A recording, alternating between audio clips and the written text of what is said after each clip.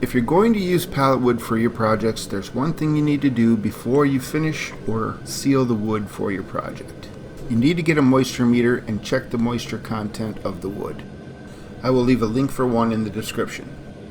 I have a pinless meter that uses an electromagnetic sensor that scans the wood for moisture content, which doesn't penetrate the wood and doesn't leave any marks. They also cover a larger area than a meter with pins. Pinless meters also don't damage the wood, which also makes this a more desirable meter to use. An ideal amount of moisture is between 6 and 8% for interior use.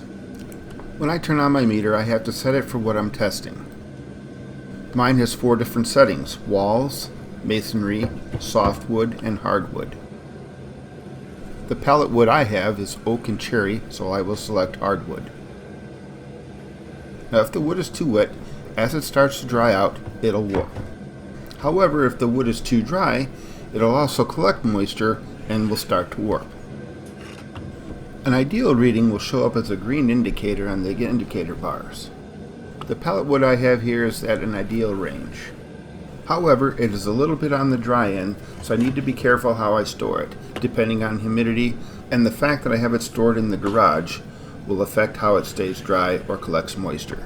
In the background you can hear a heater going. This is a propane heater, and oftentimes this type of heat will produce moisture in the air.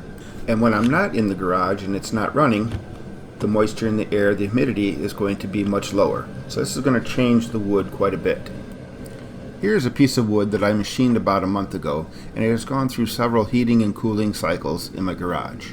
You can see here how the wood is already cupped. It's not a lot, but you can see the wood's not square or flat and will have to be machined again.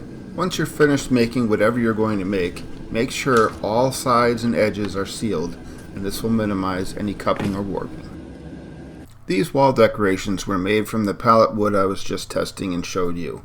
After gluing them together and machining them, I stained and sealed the face, the back, and all 4 edges to keep them from warping. I'm going to be doing a video on how I made these wall decorations, so make sure you subscribe so you don't miss that video.